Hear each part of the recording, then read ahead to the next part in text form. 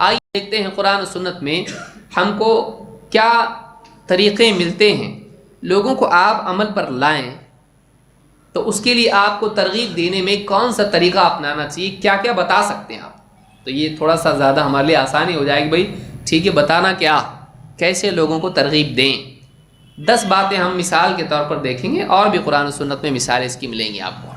Number 1، اللہ تعالیٰ کی محبت اور اللہ تعالیٰ کی مغفرت کو سامنے رکھنا ہے۔ دیکھو تم یہ کرو گے تو اللہ تم سے محبت کرے گا، اور دنیا میں بھی انسان کے دل میں یہ جذبہ ہے کوئی تو مجھ سے محبت کرے، اور خاص طور سے کوئی بڑا مجھ سے محبت کرے، کوئی بڑا مجھ سے اس کے پاس میرا مقام بن جائے۔ یہی وجہ ہے کہ پولیٹیشنز کے آس پاس لوگ بھٹکتے رہتے ہیں، کیوں؟ میرا بھی کبھی بیڑا پار ہو جائے، اس کی نگاہ میں آ جاؤں۔ فلم سٹار ہیں، فٹ بال پلیئر ہے، فلانا فلانا، اگر اس کو معلوم ہو جائے کہ فلاں صاحب تمہارا، کمشنر صاحب تمہارا ذکر کر رہے تھے میٹنگ میں، ہاں کتنا خوش ہوگا۔ فلانا منتری ہے، اپنی کوئی سبھا میں اس نے تمہارا نام لیا، ایک آدمی ہمارا ایسا ایسا ہے، فلانے مولوی صاحب نے ممبر پر جمعہ کے خطبے میں آپ کا نام لیا، کتنا خوش ہو جاتا ہے۔ کیوں؟ ایک بڑا آدمی، اس کے پاس میرا مقام ہے۔ بادشاہ آپ کے بارے میں پوچھ رہا تھا، کیسے ہیں فلاں صاحب؟ ملک کا پریزیڈنٹ آپ کے بارے میں پوچھ رہا تھا، کتنا خوش ہوگا کہ کسی بڑے کے پاس میرا مقام ہے، وہ مجھ سے محبت کرتا ہے، وہ میرا اکرام کرتا ہے، میرے احترام کرتا ہے، میری عزت کرتا ہے۔ جب انسان کو یہ معلوم ہو جائے تو واقعی وہ خوش ہو جاتا ہے۔ اور ایک آدمی، عام طور سے آپ دیکھیے چھوٹے سے چھوٹے آدمی کے پاس بھی عزت اس کی پانے کے لیے کتنی نیکیاں کر لیتا ہے، لوگوں میں اس کی عزت ہو جائے، لوگ اس کی عزت کرنے لگ جائیں، اس کی لوگوں میں شہرت ہو جائے اس کی، اس کے لیے کتنی ساری نیکیاں کر لیتا ہے آدمی۔ لوگوں کی عزت اور مقام پانے کے لیے کیا ہی خوب ہوگا کہ ایک آدمی اللہ کے ہاں مقام پانے کے لیے کوشش کرے۔ سب سے بڑا، آسمان و زمین کا مالک، دنیا اور آخرت کا رب، قیامت کے دن بدلہ دینے والا، جنت جہنم کا مالک، اس اللہ کے پاس مقام بنانا، اس کی محبت پانا، اس سے بڑھ کے کیا ہو سکتا ہے کہ وہ محبت کرنے لگ جائے۔ تو پہلی چیز یہ کہ ترغیب دینے کا طریقہ یہ ہے کہ اعمال پر اللہ کی محبت بتلائی جائے، اور خود اللہ نے بتایا، خود اللہ نے بتلایا۔ اللہ تعالیٰ نے قرآن کریم میں سورہ آل عمران میں فرمایا، آیت نمبر 31، قُلْ إِن كُنتُمْ تُحِبُّونَ اللَّهَ فَاتَّبِعُونِي يُحْبِبْكُمُ اللَّهُ وَيَغْفِرْ لَكُمْ ذُنُوبَكُمْ وَاللَّهُ غَفُورٌ رَحِيمٌ۔ اے نبی آپ کہیے کہ اگر تم واقعی اللہ سے محبت کرتے ہو تو میری اتباع کرو، اللہ بھی تم سے محبت کرے گا، میری اتباع کرو۔ کیوں کرنا پڑے گا؟ نہیں، میری اتباع کرو، اس کے بدلے میں تم کو کچھ ملے گا۔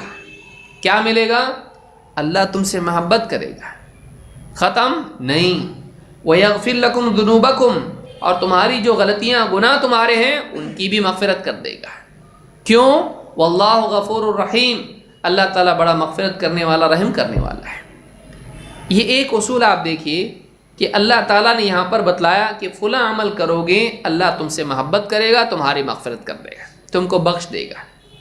آپ کو چاہیے کہ آپ نیکیاں جو سماج میں لانا چاہتے ہیں ان کے بارے میں دیکھیں، فلاں عمل پر اللہ محبت کرتا ہے، فلاں عمل سے اللہ خوش ہوتا ہے، فلاں عمل سے اللہ تعالیٰ مغفرت کرتا ہے۔ آپ جمع کریں، بیان کریں، لوگوں کے دل میں جذبہ پیدا ہوتا ہے، اور لوگوں کو اس بات کی ترغیب دیں۔ کیا تم نہیں چاہتے ہو کہ اللہ تم سے محبت کرے؟ تم چاہتے ہو تمہاری اولاد محبت کرے، بیوی محبت کرے، ماں باپ محبت کریں، تمہارے دوست احباب تم سے محبت کریں، دنیا تم سے محبت کرے۔ ساری دنیا کس کی ہے؟ سب بندے غلام ہیں، مالک وہ ہیں۔ تم غلاموں کی محبت چاہتے ہو، مالک کی نہیں۔ تم چھوٹوں کی محبت چاہتے ہو، بڑے کی نہیں۔ تم محتاج کی محبت چاہتے ہو، قادر کی نہیں۔ تم فقیر کی محبت چاہتے ہو، مالک اور سخی کی نہیں۔ جس کے پاس کچھ نہیں اس کی محبت تم چاہتے ہو، اور جس کے پاس سب کچھ ہے اس کی نہیں۔ جس کی محبت اصلی نقلی دونوں ہوتی ہے اس کی محبت چاہتے ہو، لیکن جس کی محبت ہمیشہ سچی ہوتی ہے اس کی محبت نہیں۔ تو تم کو عمل کرنا چاہیے اس کی محبت پانے کے لیے۔ آپ ترغیب دیجئے، لوگوں کو اللہ کی محبت پانے کے لیے ترغیب دینا، اس کی محبت کی اہمیت سمجھانا، یہ بھی ایک طریقہ ترغیب کا ہے، خود اللہ نے اس کو اختیار کیا ہے۔ جیسے اللہ تعالیٰ نے فرمایا ان اللہ مع الذین اتقوا والذین هم محسنون، اللہ کی معیت، محبت کے ساتھ اب دوسری چیز کیا آ رہی ہے؟ معیت۔